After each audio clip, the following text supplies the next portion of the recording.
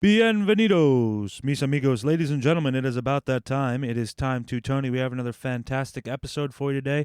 This interview is with Mr. Troy Conrad, the very legendary Mr. Troy Conrad. He is a legendary comedy photographer. He has photographed everyone in the business. All the big names trust him to take the best photos. I mean, he's worked with everybody in the business, from Theo Von to Joe Rogan, Dave Chappelle, Louis C.K., you name it, he's worked with them.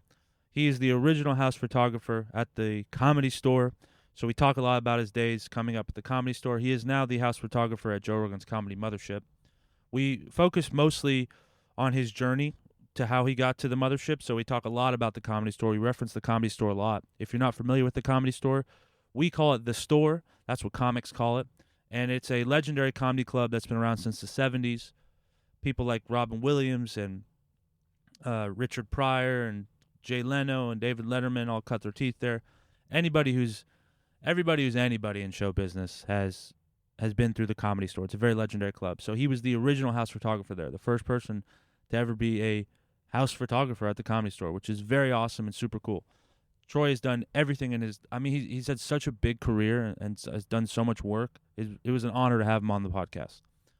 And he's a very humble man, so he would, never admit to being such a legendary photographer, but he really is. So it was a real honor to have him on.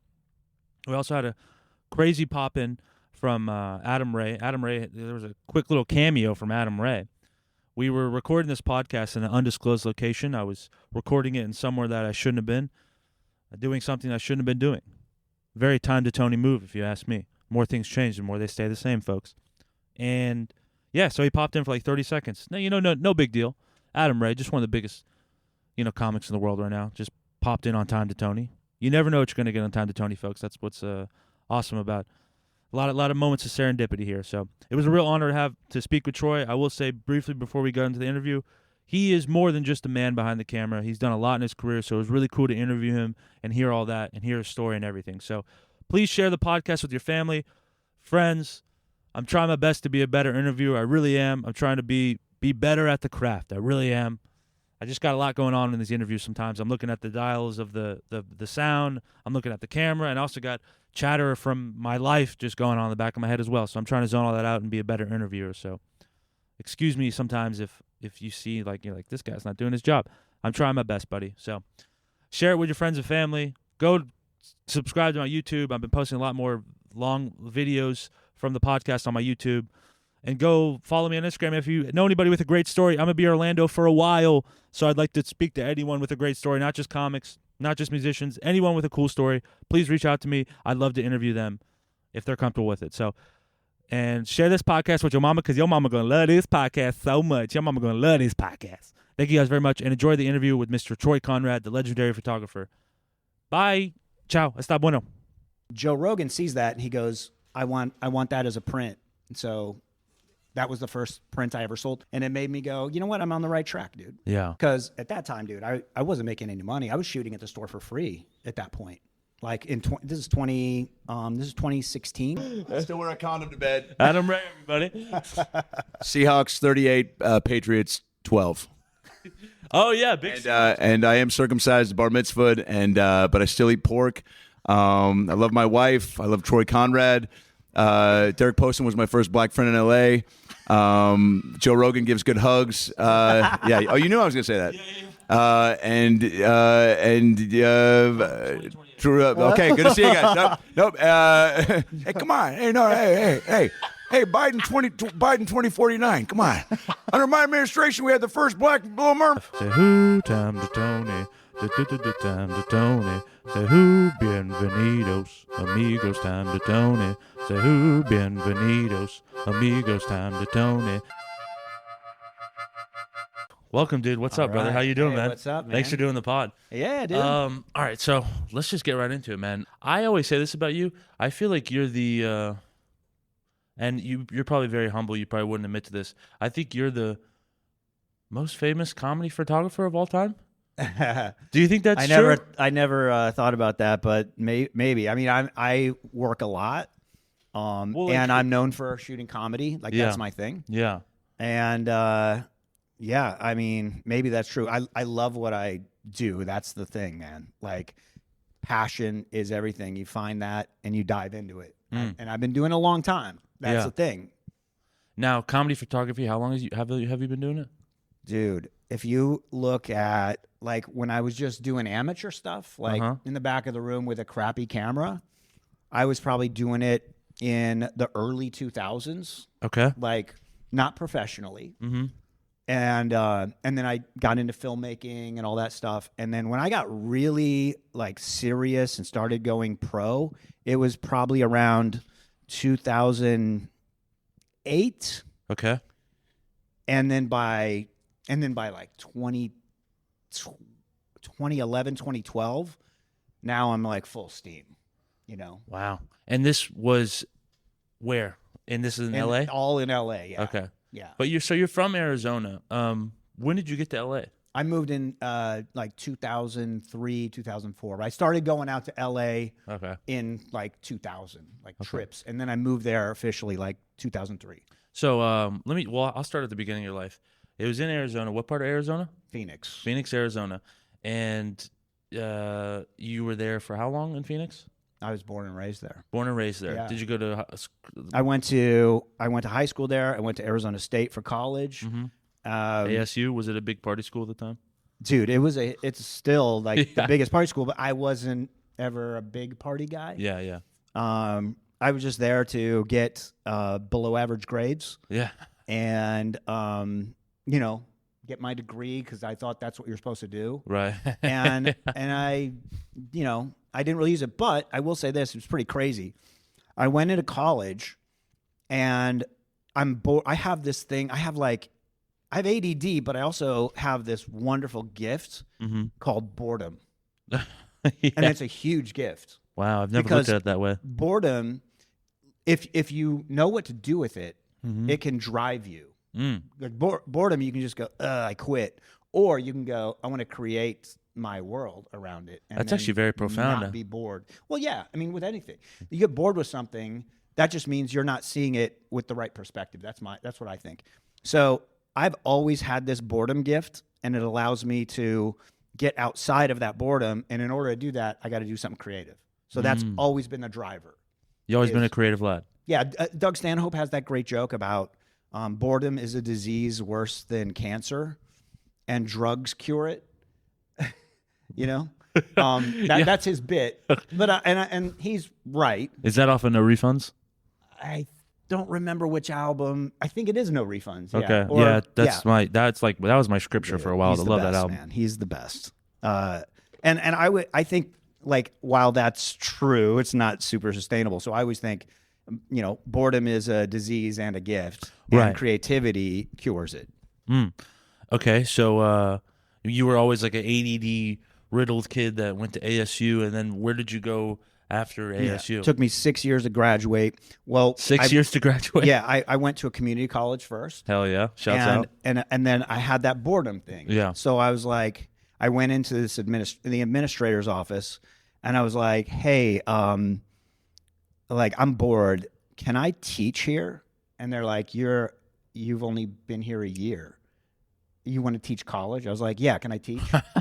And they were like, no, you have to have like a master's. I go, okay, how do we get around that? And they were like, well, we have like an adult section for like non-credit, so you don't get college credit, but adults at night come and take these classes. I go, that's what I want to do. And they're like, are you an expert at anything? I was like, yeah, I'm an expert in creativity. So that's what I'm going to teach. They go, what are you going to teach? I go, the only thing I knew is dating. Okay. Like I was going out on dates with girls. I was like, I'm good at dates. Yeah. So they're like, okay, creative dating. And it was a full class. Really? Yeah. So Creative I dating? taught college when I started college. Are you serious? Yeah. That's wild, Yeah. bro. Now, no one gets credit. Like you won't get a degree. Right. But I'm teaching at the college and getting paid. And then I eventually, after I got my bachelor's, I got hired to teach as a professor at the community college. Are you serious? Yeah. How long did you teach at this community college? For like 2 years. Okay. Yeah. What the hell? I know, it's crazy. So wait, what were you a professor as? I taught in the health department, humor and play, creative It was like creative ways to design your life, and play is such a big part of it. Like play rewires our brain. Okay. And it sounds stupid, right? No.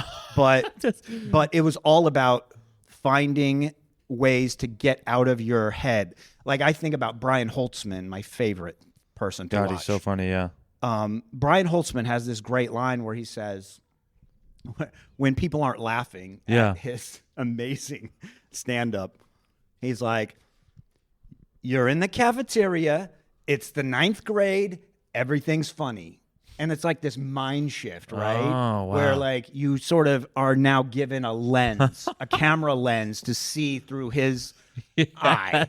And you go, oh, well, if it's the 9th grade and everything's funny, yeah, that's true. Okay, That now is it's a funny. great point. And so that's kind of the essence of what I was teaching back then is how to get out of your own way and apply creative things to your life so that you can actually develop and grow something. And that's kind of always been what I've done through my whole life. Wow. Well, it's very fitting because, the path that you've went down is like a very creative path, Yeah, I'm lucky. It's like a laboratory, That is kind of nuts. So I shoot comedy photography, and I shoot at the Comedy Mothership here in Austin. Mm-hmm. And then I go on the road with a bunch of guys and all that, and it's all about making things a creative lab. No, I know. And before these, I give an intro, so there's like a 3-minute intro of your of all your accolades and stuff. And but so ASU, professor, you go from there, and then you get to LA. When? How old are you when you get to LA? I was in my late 20s, I guess. And then I just jumped right into acting. I wanted to be an actor. Right. I wanted to be a stand-up. My big thing, I was like, I want to be on like Premium Blend on Comedy Central. Like if I did that, that would be like winning an Academy Award. Like that. Premium Blend? Just being on, having a 60-second Comedy Central spot to me. Because I saw these comics and like they get introduced and they were like, he's been on Premium Blend. It's like, that's all I watched. I don't even know what Premium Blend is. Dude, Premium Blend was like, early 2000s. Okay. That was the biggest stand-up show on Comedy Central. Okay, was just little, like in between shows. There would just be a little clip of like, here's 2 minutes of this comic. Oh, okay. Like, so, hear about so-and-so, you got a Premium Blend. Oh, fuck. It was like a tiny clip. It's just like Instagram but clips now. But everyone's watching it because it's Comedy Central in its prime. Well, so they would just sprinkle it into what, or they would in between stuff. It'd be like a half-hour show, but it'd be a bunch of clips of different comics. Oh, okay. It's a blend of a bunch of different comics. Yeah, just called Premium Blend. So it might be like 10 different comics on a half-hour episode. Oh, okay, a big deal, dude. That's sick. Okay, yeah. Yeah, I thought that was the end-all, be-all. Yeah. And I never got to that level. I ended up touring as a feature act forever. Mm-hmm. And who did you tour with? I did the club circuit. Yeah. So I opened for like George Lopez on some of the bigger, shows. No fucking way. Yeah, I opened for George Lopez and Carlos Mencia. Okay. Whoa. What? What was wild? That dude. is wild. I watched them fighting backstage. Did you see that fight? No. They weren't fist fighting. It was almost a fist fight. Okay. They were arguing about who's gonna be the headliner, but it was George Lopez's like show tour sort of. Okay. But it was like the, it was like a Latino comedy tour or whatever. But it's like George Lopez organized it. George Lopez is now like at that time he's like the man. But Carlos Mencia is the up and coming man. Okay. And this is 2000 and this is 2000. That's the George Lopez show is like at its peak. Yeah, dude, HBO. Yeah. Like a big deal.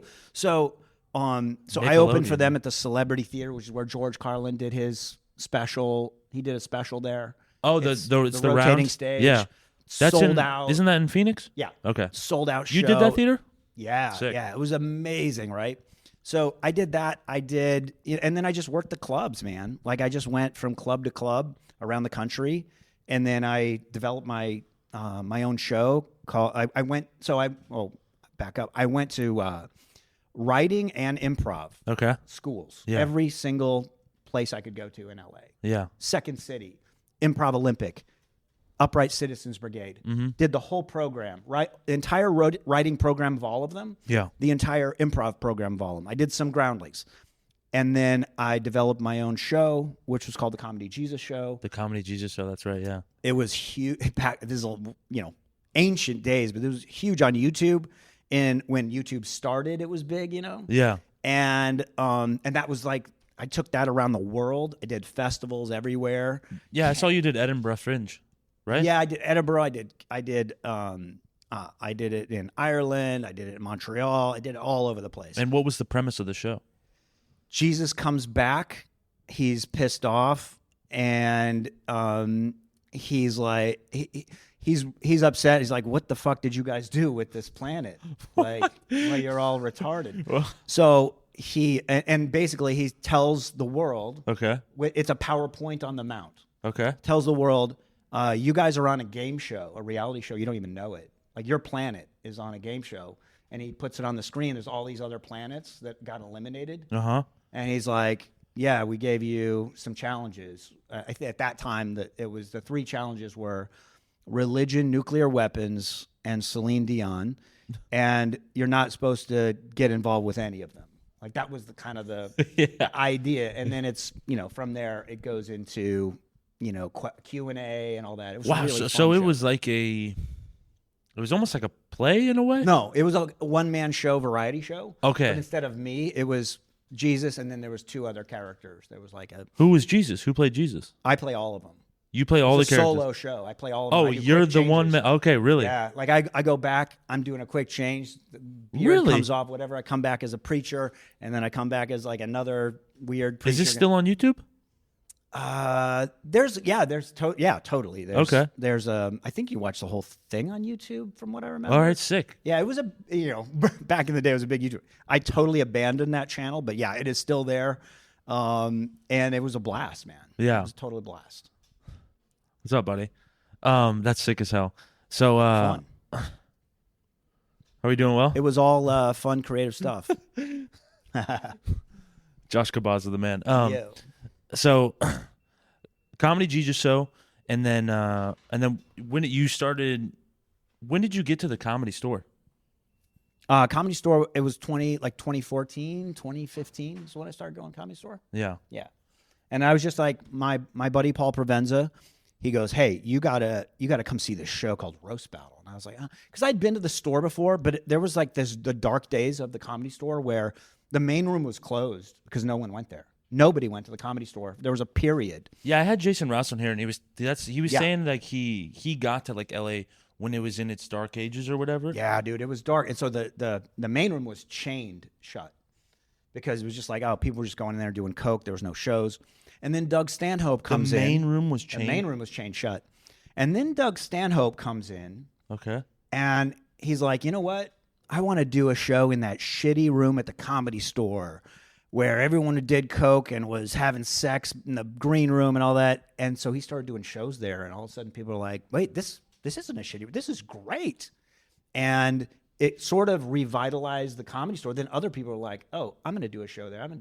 And that was like one of those like keys. And then Rogan comes in, starts doing those.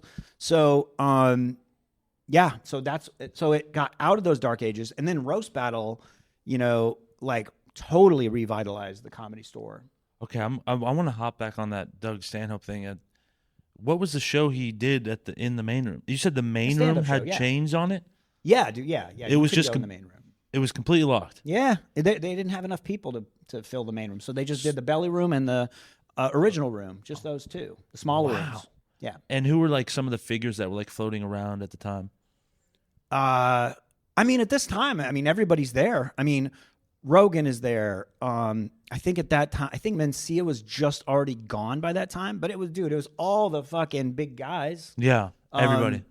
The legends. You had Dom Herrera and everybody, all the young guys up to Dom Herrera, and it was a great scene. Yeah, and so what time period was this at the Comedy Store? 2014, Well, the dark period was like before this, like 2010. Okay.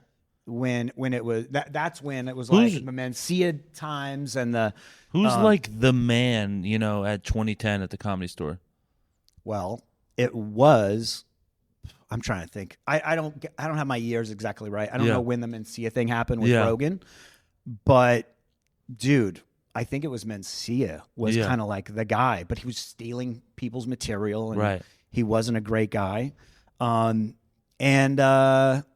was one of those guys who, creatively, he would take someone's bit and then make it his own and make it funny. And people were like, I like that. I like seeing that. Yeah. And the comic that wrote the bit is like, oh, fuck. Now I'm going to look like a hack for doing that bit because this guy who's on Mind of Mencia Yeah. is just popularized that bit. It's like, it's a creative,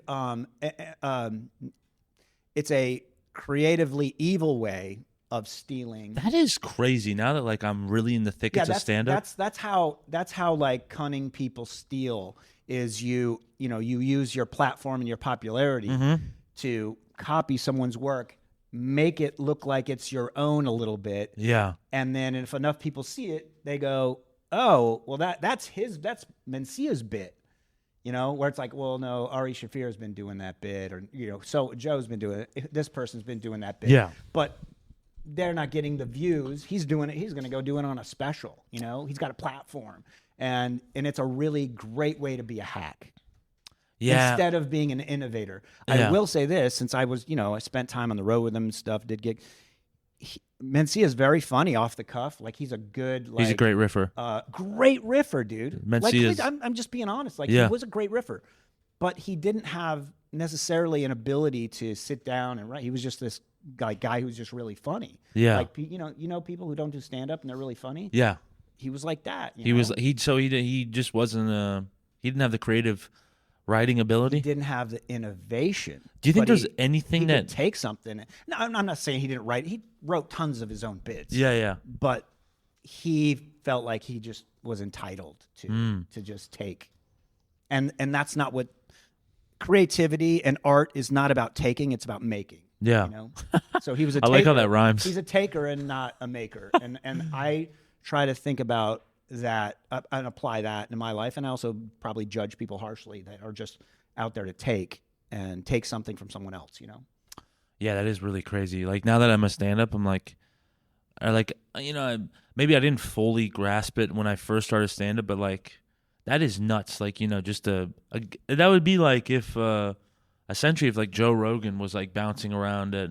Maybe he wasn't as big as Joe Rogan at the time, but if like a huge comic at the Mothership is just coming to the Black Rabbit and being like, oh, I'm gonna take that bit, and then you're like, oh fuck, that was right. And by the way, Joe Rogan was probably just as big at that time, but Mencia was on Comedy Central. Yeah. And Joe had already been on Comedy Central with the Man Show. Yeah. So, but Mind of Mencia, that was a huge show. Yeah, it was really big. That was like the Chappelle show of its time, and Yeah. people, it was like, oh my God, he's here. It was So a big deal. He was like the man. Yeah. Yeah, him and Joe. I mean, I can't even remember who all the people running that place. But Ari Shaffir was there, and he was like, probably at that time he was still working the door and doing stand up. But Ari was doing great. Yeah. There was a lot of good people, and Tony had started Kill Tony around 2011 or I think 2011, Mm-hmm. and I don't remember the year exactly. Maybe a little later, but. Man, it was a really cool time. That is so sick, bro. And it's like so when you got to the store, you were doing stand-up or what? Or you were... No. When I got to the store, I was already done with stand-up because I was a producer with that My Show Set List. Okay. And that's an improvised stand-up show yes, that I wanted to became talk- a TV show. That was the show you did with Paul Provenza. Yeah. And nobody in America really knows that show very much. Okay. I mean, they know the live show. Yeah. It was like super famous as a live show, but you can't watch it unless you have a VPN. You can't watch any of the like episodes because it's only the UK and Ireland. Why? Because that's who bought the rights. It's all rights of who gets what. So it's basically a riff show? It's an improvised stand-up show where instead of you know how you go on stage, you got your set list. Yes. I write the set list, and when you walk on stage, you have no idea what that list is until you look behind you and it's on a projector screen. And now you act like that's your act. Wow. You act like you've been doing this on cruise ships for 10 years. Wow. That's the whole premise. So that was a really fun, super creative, innovative. We had a blast. We took it around the world. You know, did you take it to JF Just for Laughs? Oh yeah, we met like five or 6 years at JFL. I feel like every festival in the world. Yeah. Robin Williams, Gilbert Gottfried, just as far as like legends go, Fred Willard, like all these guys who have passed on who were just incredible. Yeah. They loved the show. Rick Overton is this improv genius who helped start the show, and then I partnered with Paul Provenza, and we did you do the green room with Paul Provenza ever? I helped as a producer on that show. We did behind the scenes stuff. Damn, dude, that's so sick. Yeah. You've done so much in your career, and it's wild. It is kind of crazy. Do you well, I'm curious how you got into being, because my first introduction to you was as the photographer guy. And, I read that you started in 2015 and you were the hallway photo. 2015 is when the hallway photos started. Okay. And that was like this, Dog, let me say thing. those are like the,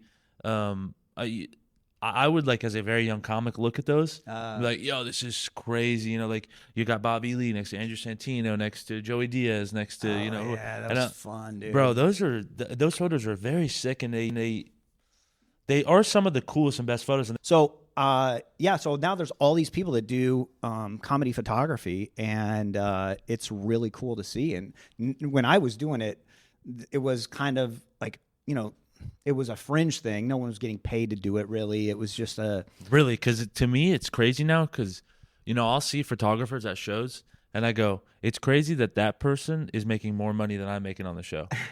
The photographer. Yeah, because they're the ones driving the social media to get people to that show. So, yeah, that's true. I mean, depending on your level, the photographer's making more. Obviously it's not like that when you're at the if you're headlining at the Mothership, you're making more than the photographer. Totally. But so but it's a thing now. You could go to Cedar Rapids, Iowa, and in a small little one night a month room. Yeah. And there's a photographer there. There is. Wild, dude. That is true, yeah. Well, it really, it's for social media. It really just drives a page. There was no one at the store. I got hazed at the store for coming in with a camera. They hated me. Really? Dude, they hated me. People were flipping me off, and online, they were going online and saying, who's this fucking guy? Wait, so were you the first ever photographer at the store? Well, back probably in the 70s, they had people that came in with film and snapped some stuff here and there, but it was very irregular. It's probably so wait, you were the first house photographer? Yeah. Really? Okay. Yeah, the first house. Yeah. Okay. Wow. That's first person to actually be hired by the store. Wow. Okay. But I started as just producers would hire me to shoot shows. Is there any name? And same with the improv. My buddy Mike Carano was a early photographer at the improv. You go into an improv and you see all those pictures on the wall. That's Mike Carano. He's a fucking genius. Okay. But he his job was he was printing. He was shooting once in a while, but he wasn't traveling on the road necessarily with a bunch of guys. He's a super creative person. He's one of the OGs. Dan Dion in San Francisco was house photographer at Cobb's and a whole bunch of places. Brilliant dude. Wrote a book called Satiristas with a bunch of great comics in it. So with Paul Provenza. Yeah. And anyway, so now it's a thing. And it's cool. That's crazy to me that I never realized that you were the first house photographer at the store. That's sick as hell. Yeah. Sorry, I should have researched. I guess I vaguely knew that, but I didn't. So it was a fun time, man. You said people were pissed at you when you walked in with the camera? when I started there, when Provenza said come see Roast Battle, I went and watched it and I went, holy holy shit, this show's amazing. It's different than, Yeah. it's very different than what Roast Battle is today. So what's the differences now?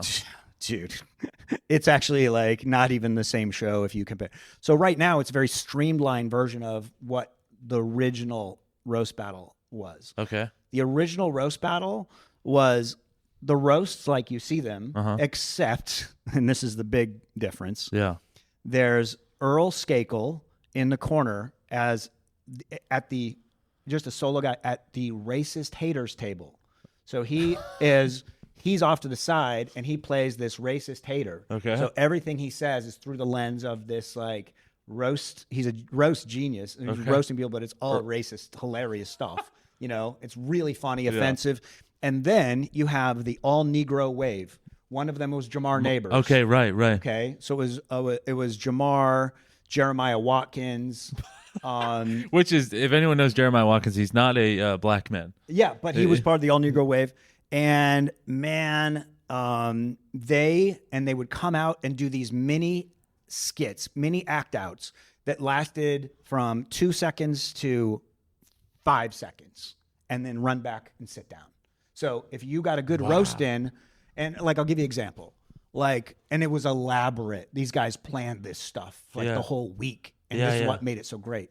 Like, let's say you had a really good line, and it's not connected. The skit they do is not connected. It's just some weird, funny thing that they do. Right.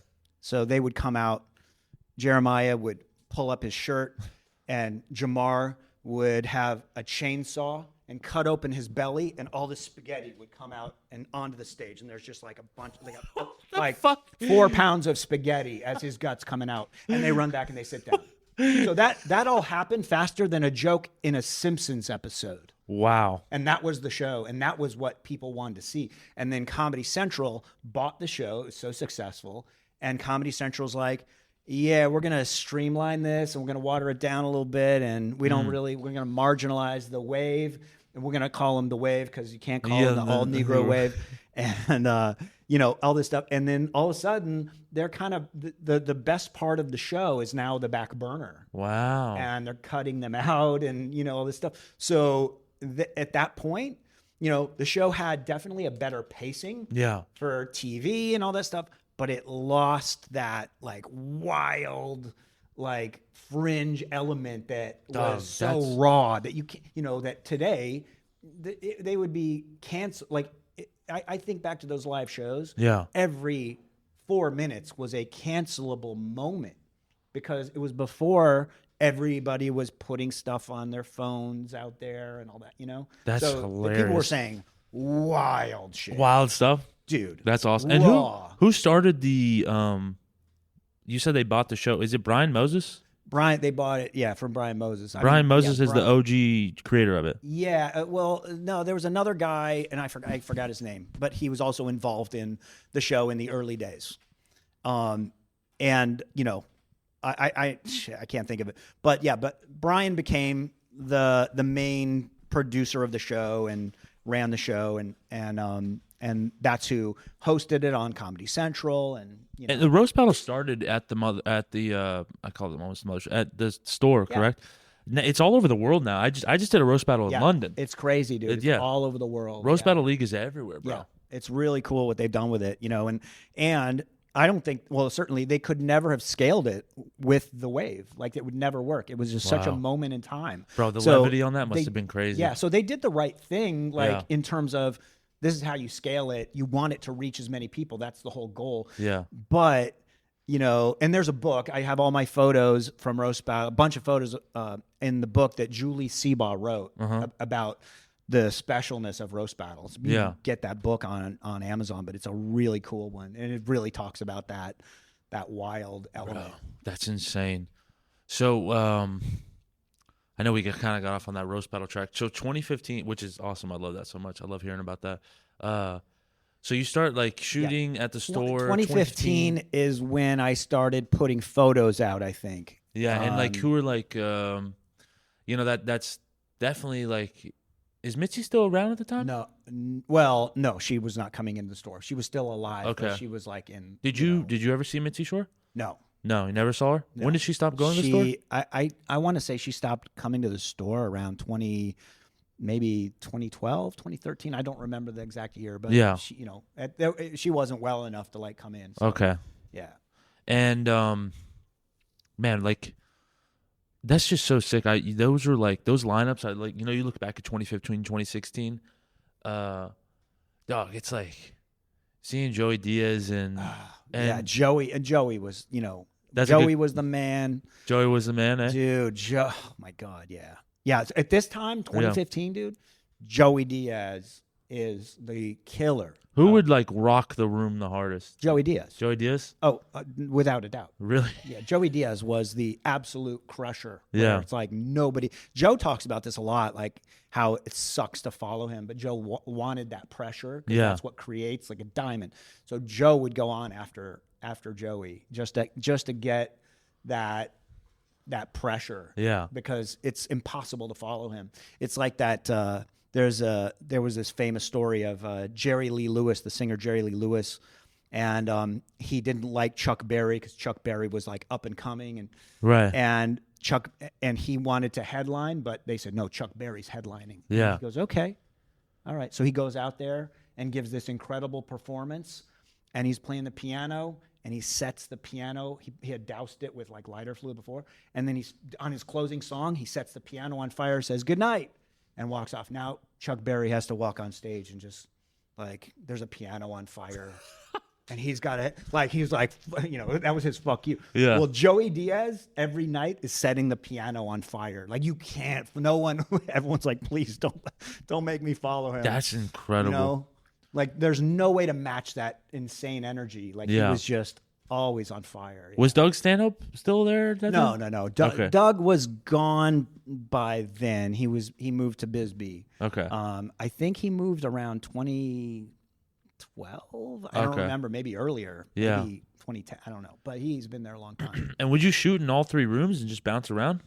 I would just bounce around to what I wanted to shoot. Yeah. And just catch those moments. The most important thing was always behind the scenes. I would certainly get on stage stuff, and I would, at that time I was really like, I was focusing on the bigger comics for most of the stuff. Yeah. And then I was like, oh, well, look at these guys are great. There's Dylan Sullivan. Oh, and shouts he's out. like this unknown, door guy, but like, damn, this dude's funny. And then Brian Simpson. Yeah. Like, damn. Door guy at he's the Mothership? crushing Or it. at the store? Yeah. Brian Simpson was the door guy at the store? Yeah. Oh, okay. Yeah. So at that time, he's a door guy. And, those guys going up there crushing it. So, my whole thing was about how can I make these guys, and Hassan was also there, door guy at the store. How can I make Derek these guys, Poston? Derek, how can I make these guys look like the badasses that they are, And that was like, that's what I took on as my job. You have to have an objective. You can't just go in like, I'm going to take pictures. Like, you should have an objective. Dog, that's crazy. You also kind of pioneered the behind the scenes. I mean, bro, you're a pioneer in the... Yeah, that was always my goal, dude. And now people crazy. do that, and I'm glad people realize that's where the real story is. The behind the scenes is what it's all about. I mean, sure, we see the people on stage. Yeah. All right, done. We get it. But the real connection to people, that's behind the scenes. Yeah, that's the BTS. The moment of like somebody waiting to go on stage and they're looking at their phone, or they're, rubbing their hand on their leg, or they just have this look on their face like, oh, this crowd sounds like shit, or whatever, like that. Those moments. You're right. That is. I mean, that's a brilliant eye of you. Yeah. I wouldn't have never. I mean, I guess you walk around the camera for long enough. You're like, you put yourself in a different perspective. But yeah, I wouldn't think to capture those moments. Dude, and that's where the moments are. And that's what let me sort of play in the place I wanted to turn. I want anywhere where I go into and shoot. I think of it as that's my laboratory, and I'm Dr. Frankenstein. I'm gonna make something fucking cool. Fuck yeah, bro. What are like some like huge nights at the store that just like stick out, like legendary hangs, dude, or whatever? Well, yeah, there's some legendary hangs. One night I get a call from Bob Saget, and he goes, hey, he's like, I know you're shooting a lot at the store, and I need good pictures of me. He goes, somebody took a picture of me, and it was maybe with a phone or something, and it's just, he goes, I look stupid in it. He goes, I look too old in it. He's like, can you just please come tonight? I'm doing a spot in the original room. And I was like, yeah, man, I'll be there. So I shot him. Yeah. He liked the pictures. And I was like, come outside. We're going to do some pictures out on the street. Those were my signature, those night shots I do out on the street. And you do this at the Mothership now, too. I do this at the Mothership, yeah. And that's what kind of one of those things that got me known. Those Hall series photos and those night shots, those were like my trademark photos. I want to make people look fucking awesome, and those do. Okay. So I had the best time with him. And then I reminded him of a story. Like, he didn't remember me. Yeah. But I was like, Bob, I met you, let's see, at this time. I was like, I met you like almost 15 years ago, right? And he goes, no. He goes, tell me. I go, dude. So I used to be the publicist, the PR guy at the Tempe Improv. Oh, okay. Did you work with Adam Egan? Adam was there just after I left. Okay. But I was the PR guy. Adam later came in and got promoted manager. So Bob Saget, I drove him around to all his radio and TV and all that stuff.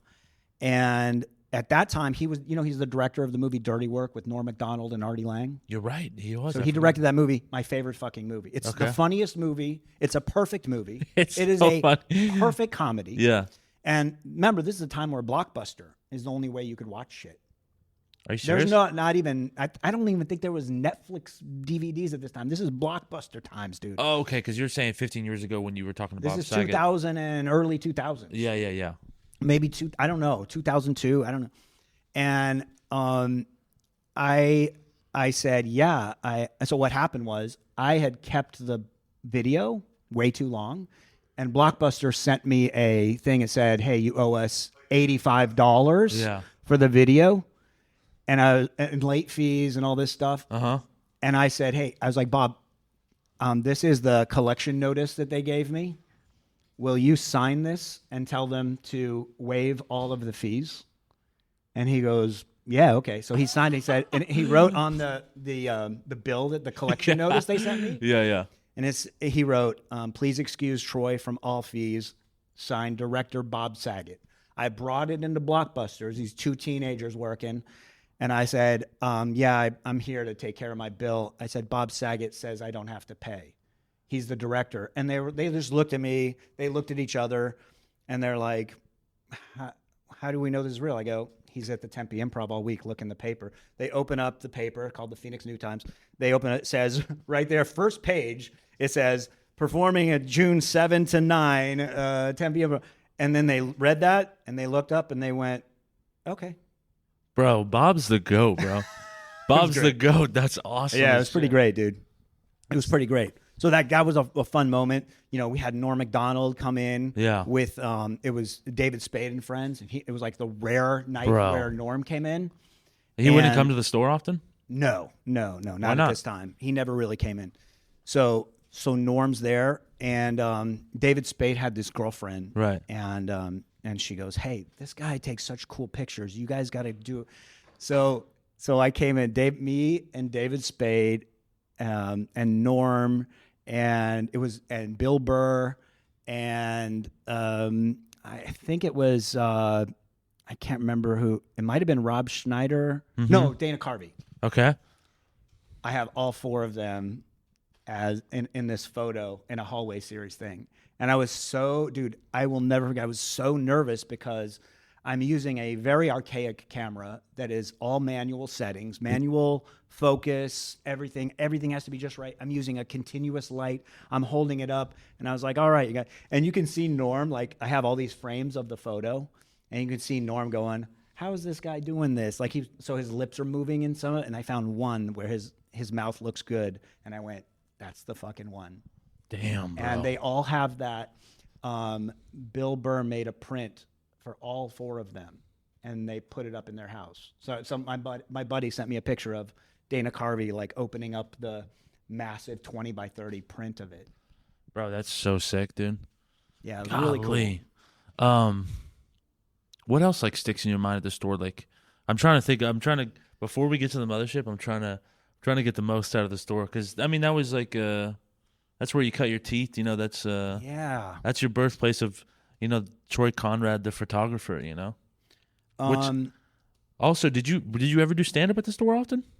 No. Never I think I only went up there. Well, before I did photography, you never get like there. you would never get the itch of being like, oh, dude, I want to go rip that stage. I never had time. I was focused on what I was doing. Right? Okay, yeah. And once I get tunnel vision, like creatively. So I was so focused on, at that time, production of set list stuff and photography. Yeah. That was back burner now. So but before that, yeah, I had gone up at the store.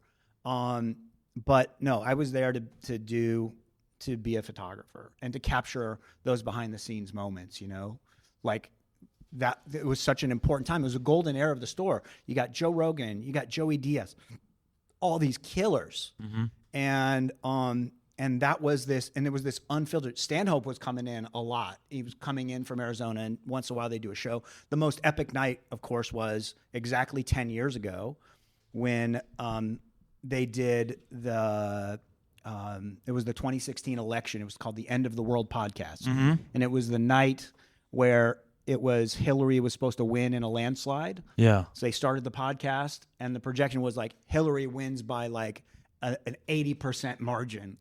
And it ended up at like an hour and a half into the podcast. It was like the numbers are coming in. It's like, oh no, Trump's winning.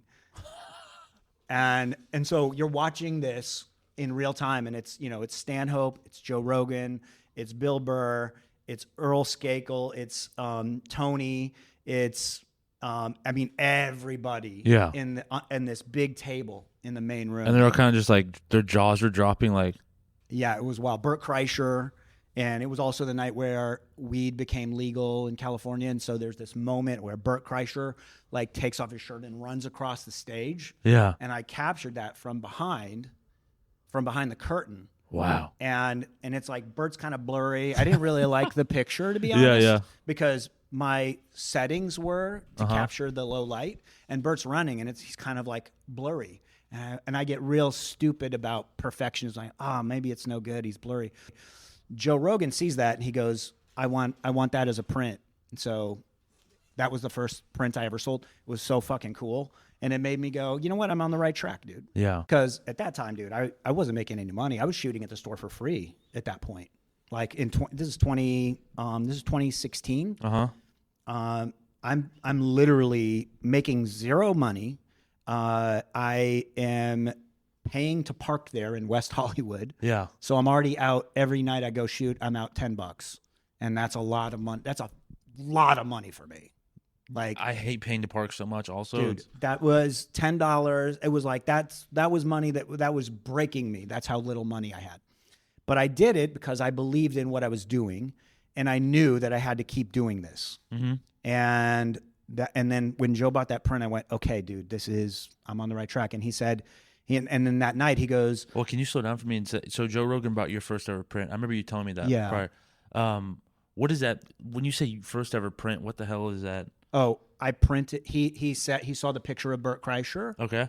And he goes, "Can you make me a print of that?" Oh, so okay. I printed out a 20 by 30 giant print of that. Right. And brought it to him. So it's Burt running across the stage. Yeah, it's Burt running across the stage right at the moment when like weed got legal in California. 20. What's up? What's up, guys? Oh shit! You guys, sorry. My mom. I still wear a condom to bed. Adam Ray, everybody. Seahawks 38, Patriots 12. Oh yeah, big. And I am circumcised, bar mitzvahed, but I still eat pork. I love my wife. I love Troy Conrad.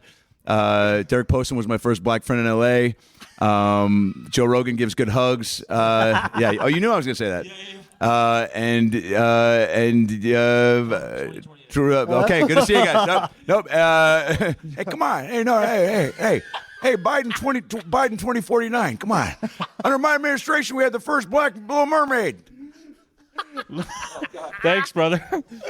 Oh my god. Oh, that was awesome, dude. I almost forgot that he clip that up. Yeah, we definitely did. It's perfect that you told me to drop the camera on that because I think he was just in the. Oh, in good. The, yeah. the Perfect. frame. Perfect. Oh my God. Yeah, dude. Speaking of, I mean, it's just it's Yeah. funny that you got Comedy Store right there. And then that was one of the shows. So Adam Ray is one of the shows that I shot. Yeah. Like he had a show called Adam Ray and Buddies. Yeah. And this is in same year, 2016, and he would have me come shoot. And so he was one of the guys. So him and Sam Tripoli were and a woman named Sarah Mello. They were the three main producers that had me shoot. And then I started shooting Kill Tony at that same time. And, you know, it was like just a magical time. But Joe came up to me and he said, "Hey man," he goes, "what you're capturing is the golden era of the Comedy Store, but we don't know it right now. We will know it later in like 10, 20 years. We'll look back at this time and we'll see it as this golden era of the Comedy Store." And I was like, "Oh, that's a cool thought, man." Because you never know when you're in an amazing time. Like I don't know if you saw the movie Midnight in Paris, but it's about that. Oh, Woody Allen directed that movie. And it's about like, you know, if you're living in the roaring 20s, you don't know that it's the roaring 20s until 20 years later or whatever. Well, this was that magical time at the store that can never be repeated, you know. It was a very unfiltered time. It was like pre-cancellation-ish time. And when phones weren't completely overtaking our lives. Yeah. And comedy was at an all-time high. And we had, you know, these killers. You had Joey Diaz there, and that really he was the man. Joe Rogan. All these guys coming to the store. Kill Tony was crushing it. Roast Battle. This was this amazing time at the store. And that's no longer the same. Now it's still, the store is doing great, but it's nowhere is like that. But here at the Comedy Mothership, you have that like a recreation where it's like, you know, it's unfiltered, it's wild.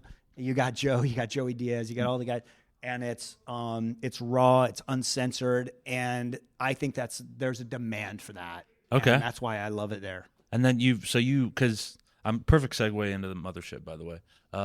So now we're, you know, fast forward all the time. Mothership is here. Joe Rogan asked you to you know, shoot at the Mothership, and you were kind of like, I don't know, I don't want to. Everything I have here is, I mean, I can let you explain it, but what was your process on coming from LA to Austin? Yeah, he asked me to come shoot at the Mothership, and I said, okay, I'll come out like, you know, for like 10 days a month or whatever. And I did that. And so I came out here, shot for 10 days a month. It was great. And I told Joe, I was like, you know, he's like, you should move here. And I was like, yeah, I don't think I'm going to move here, but I'll come out. And after about a year and a half, about a year and a half, I went, oh, I love it here in Austin. It's fantastic. I met a Texas girl I like. And I went, dude, this is the place. This is the place where really cool shit is happening. Mm-hmm. And I hated the idea of giving up all the stuff that I built at the store and at the Hollywood Improv, because I loved all those guys and I liked all those people I worked with. I loved what I was capturing there. But there was a point where I went, you know what? I really love this place and I love the people here. Bro. And I also love how Texas runs things. Yeah. I saw a lot of crazy, terrible shit when I was in LA that wouldn't happen in Texas. You brought up the cancellation of Joey Diaz. I'm not even familiar with that. What do you when you? Yeah, that was one of the things that changed. I feel like, and it's no one talks about this moment, but I was too deep into it, so I'll talk about it.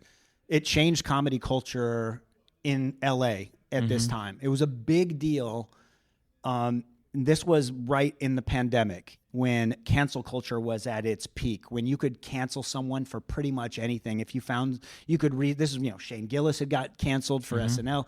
So this is that time where the fanatics, the Twitter mob people were like, hey, we have all the power, we have all the cards, and we're going to run right through you if you say one thing that's outside of the box that we decided on.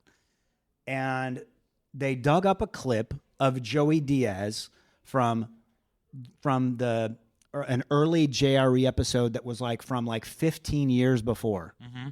And he was telling a story about how he's like, dog, I ran this show and I made this girl blow me and I shot it in her eye. And she was walking around half blind the whole night. Her eye was stuck together. And, you know, Joey is the greatest at telling a story, right? So he's telling this story. It was the funniest story. Yeah. But Joey is he is a natural born exaggerator, right?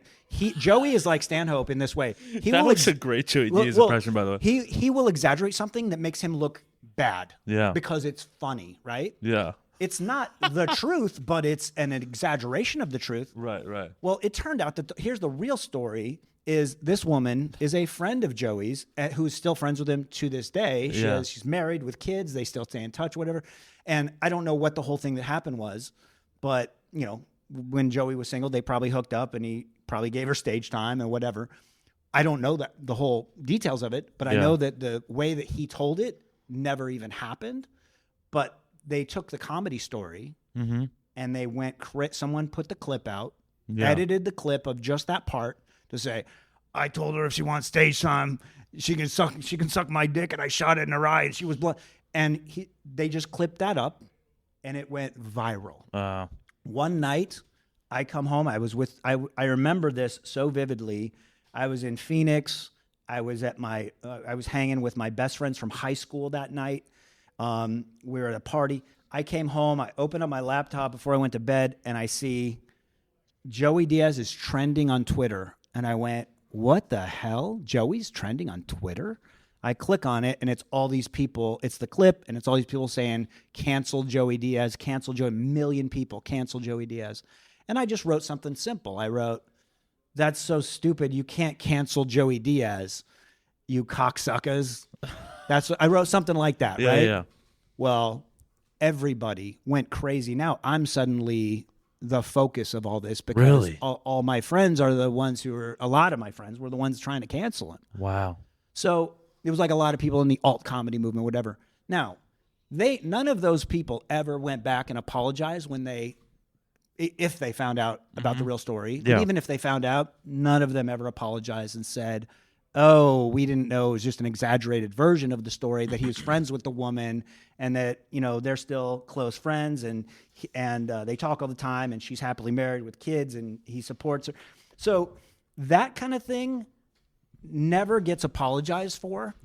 And that was a moment where everybody went, oh, LA is going fucking berserk right now. And so that was, I think, one of those pivotal moments. Like 2020? This was 20. Well, yeah, this was probably 2020, end of 2020. End of 2020. It was like a shot heard around the world where everyone went, in the comedy world, only in the comedy world, in that bubble, people went, this is crazy, and we're getting out. And that's when Joe and Tony come out to Austin. That's when Joey Diaz goes to New Jersey. Joey called me up and he goes, hey, dog, I just want to let you know you're a good guy. I'm moving to New Jersey. Wow. And I was like, no, dude, don't do it. And then I was going crazy. I was like, oh, man, this big chunk of the best part of unfiltered raw comedy is gone. Yeah. And, you know, and I made it through the pandemic.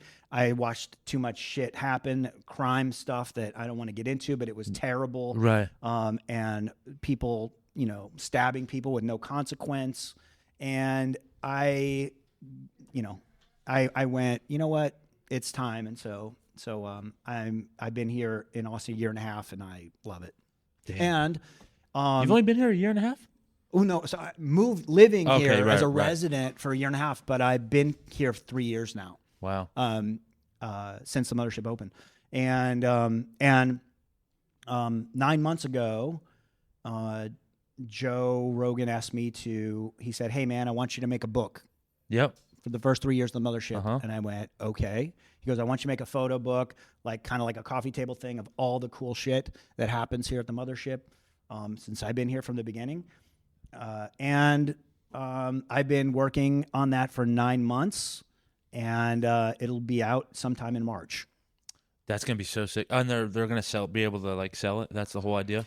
they'll have it at the Mothership. It'll be online. It'll be, it'll be Bro, that's sick. all over the place. And it's really fun. I've put in so many hundreds of hours into it, and dude, I'm really excited about it. It's a very innovative book. It's so creative. You never shoot at bottom of the barrel, do you? Yeah, I shoot bottom of the barrel all the time. Damn, dog, you should try to sneak me in that book. Bottom of the I barrel. probably have you in there. Yeah. I have. Well, I do have you in there. It'd probably be Stu. I've shot you. I'm whatever, but I'm completely joking when I say that. But that's sick as hell. That's gonna be. I can't wait to purchase. It's gonna be great. And then when is it out for sale? It'll be out in March. Oh, okay. It'll be out in March. Damn, that's gonna be so sick, bro. It's gonna be great. So, I'm excited about that. It turned out like I was so nervous about moving here, but it turned out like sometimes it's like that scene in Raiders of the Lost Ark where it says you have to take a leap of faith, and there's this big like crevice, and he takes a step, and you go, oh, he's gonna die. He's taking a step into a giant valley, and he's gonna fall to his death, and he lands on something. It was an optical illusion. He lands on ground. And he puts sand on it. And it's like, oh my God, we didn't see it. You just have to take that leap of faith. And I feel like that's kind of how I got here. Yeah. Because I took a huge leap of faith, and I went, I can't believe I'm giving up the Comedy Store and the Improv and all the other stuff. But you know what? When I moved here, I ended up getting busier. I've shot so many Netflix specials for comics.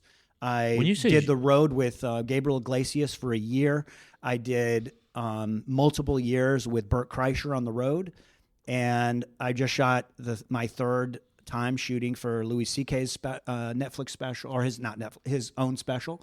And I get to shoot for these amazing guys, the best in the world, because they know that I'm the dude to call. Yeah. And I never let them down, So when you say shoot, these are just, you're not... Still photography for these specials. Damn, from you got Netflix to shoot for Louis? Yeah. I've been shooting for Louis for years. Really? Yeah. That's for his great. Specials, yeah. And do you have like close relationships with these guys, or are you mostly just in the shadows? I know Adam most Ray of the guys I do. Yeah. With most of the guys I do. Not with... I don't know Louis personally. Like I don't have Louis's number where I call him or whatever. Yeah. I just have a working relationship with him. Yeah. Guy's a fucking genius. Yeah. When he shows up on the set, he directs. If you look at the end of his specials, it says written and directed by Louis C.K. That's no joke. Yeah. Like that dude shows up at like 1:00 in the afternoon as a director, not as a comic. He's literally just like shows up, talking with all the camera guys. He's like, all right, when I come out, this camera sweeps here. I want this song. He was like, the first one I shot for him, he was on the phone, I think with Bob Dylan, because he was trying to secure the rights for this. The special that says Sorry? Oh, yeah. And he comes out to like a Rolling Stone. Yeah.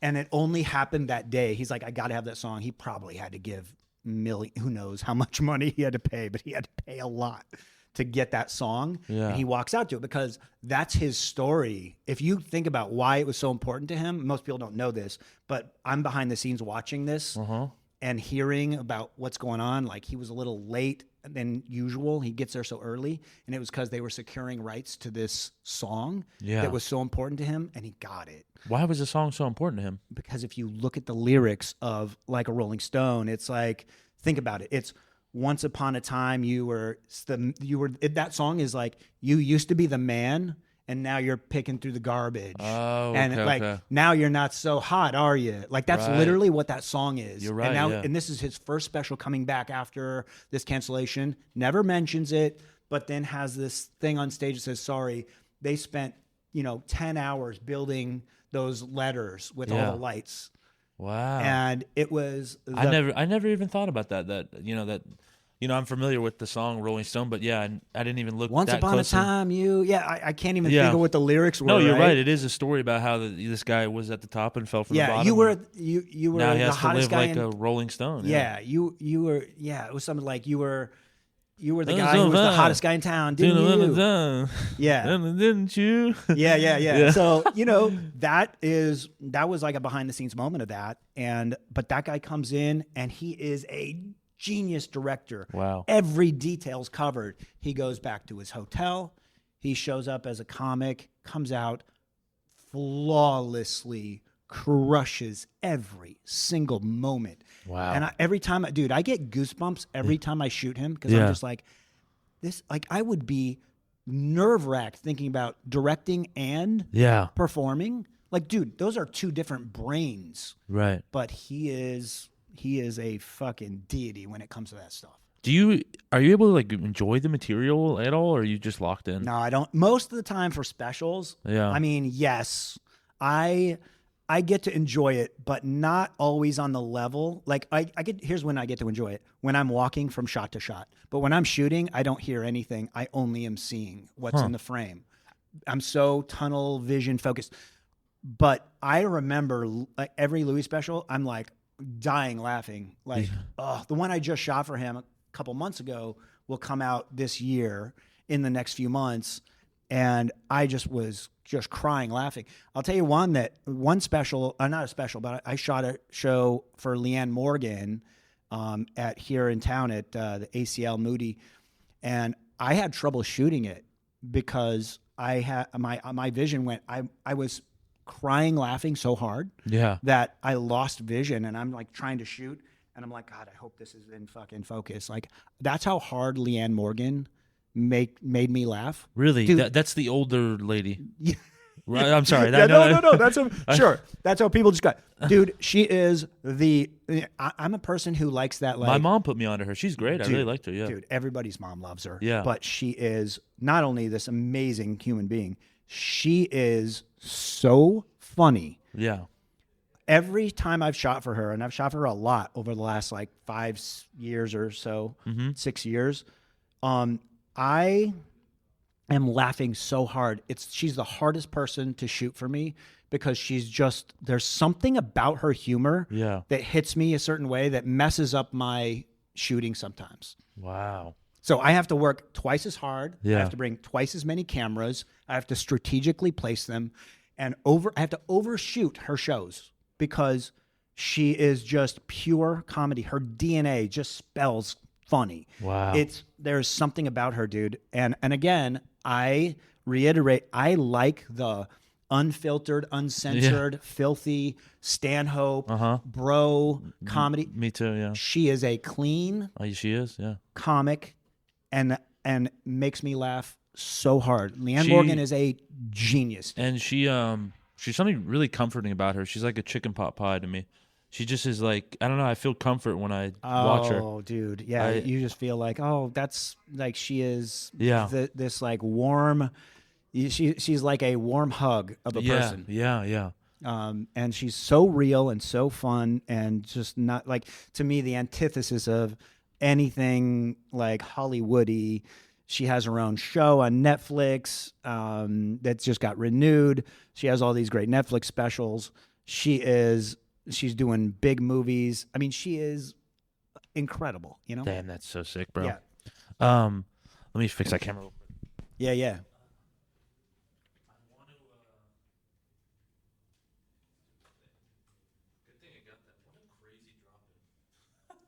Yeah, dude, that's pretty great. Dude, I'm so happy we got that Adam Ray dropping. Yeah, that's great. I didn't even get to process it. I was like, which I got to open up for Adam a long time. That's why I think nice. I hadn't seen him in years, but He's the best. he is. Dog. So okay, there was two things. How many times do you you're taking still photos. How many freaking still photos do you need to take in a 1 hour set? Yeah. Well, it depends. If I'm at a club, I'm not overshooting. I have a club down, right? Yeah. At the Mothership, we're doing usually between 15 to 20 behind the scenes images get turned in. Yeah. I'm shooting much more than that. But, and then there's the on stage, nowadays we just send one or two in of each comic on stage. And so I don't know, a few hundred maybe at a club.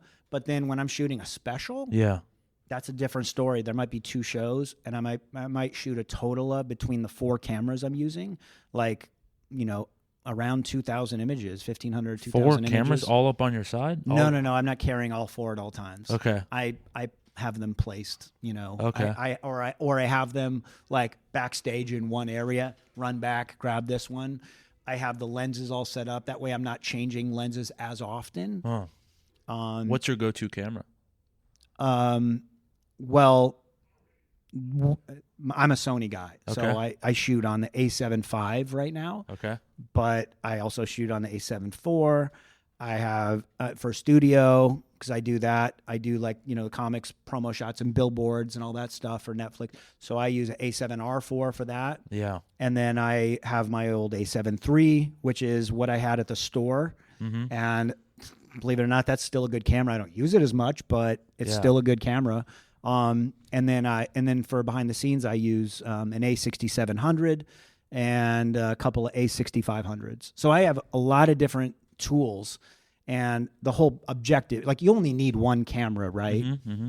Mm-hmm. You could shoot with one camera and one lens for on stage easily, and the way to go would just be to get a full frame camera and an 85 millimeter lens. Okay. That's a 1.8 or better aperture. That's Right. how you want to know how to shoot comedy. Yeah. Get that. Okay. Then you're set. I don't know exactly I what know, that but means. I'm just but- saying it right. technical for anyone who watches like comedy I feel like photographers and there's stuff. comedy photographers will definitely watch this. Yeah, that's the way. That's your golden ticket for shooting kind of everything you need to. That doesn't work as good for behind the scenes. You gotta Right. have a little more versatile, like a little bit wider lens. Uh-huh. But yeah. So that's, you know, and that's what I use for most of the stuff at the Mothership. Yeah. I'm using usually a 85 millimeter lens and a 50 millimeter lens, and I kind of alternate. And then for Kill Tony, I'm using more of a zoom lens because there's crazy shit happening on that show. Do you shoot so you shoot the stills at Kill Tony? Yeah, I shoot Okay. behind the scenes for Kill Tony. Okay, all right. I don't shoot as much on stage. Joe White shoots the on stage stuff for Instagram. Uh-huh. I shoot on stage stuff, and then I shoot the arena shows and all that stuff. You know, and go on tour with them. I've been ever since Kill Tony went on the road. I've been going out and shooting for them, and it's such an unreal thing to see that show that I used to go shoot in the belly room, and it wasn't even full. It was like 20 people. 20 comics sitting in the back waiting to get on. Wow. And Just 20 comics? Yeah, just like 15, 20 comics in the belly way room, and if that. Everybody got on pretty essentially? No. Yeah. No, I mean, not necessarily. But, most of them did. Yeah. And yeah, and then here we are. Bro, and because this it's is the where I biggest wanted to comedy end it. show in the world. Because, I mean, you just got done doing Madison Square Garden, Yeah, well, we just got not just Madison Square Garden. We just did even bigger. We just did the Moody Center New Year's Eve. Oh, I'm sorry, Moody. Right. New Year's Eve we did Moody. That's We've right. done I meant to Madison say Square Moody. Garden twice now. Yeah. And we just did the Moody, which is even bigger. It's bigger than Madison Square Garden? Yes, I believe it is bigger. Okay, I guess Madison Square Garden is more legendary, but Oh yeah. I It's didn't. legendary. Yeah, I but guess- yeah, no, it and then he's doing. I think in LA in May we're doing an even bigger one. Yeah. At the Inuit Dome, which is I Inuit? think even bigger. Wow. So yeah, I mean that show and they all sell out, and it is such an experience. Everyone loves going. Yeah, that is so sick, bro. It really is incredible. Well, dude, I guess two more things before we get out of here and wrap it up.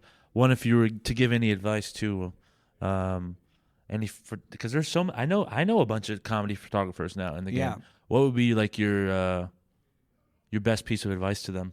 I would say a few things. I would say find your voice just like you would as a comic. Mm-hmm. You know, you don't go up and do someone else's act. Yeah. You know, so you find a way to have your own voice and your own style, and also learn camera settings. Like know what you're doing. Yeah. Like learn what aperture is. Learn what a shutter speed is. Right. Learn what ISO is, and know what all those things do. Yeah. And because if you don't do that, you are letting the camera do all the work and you don't know shit. You're letting the camera do it, but you don't know why. There's a great quote from someone, I forget who said this, but it was the person who knows how will always have a job. Mm-hmm. the person who knows why will always be their boss.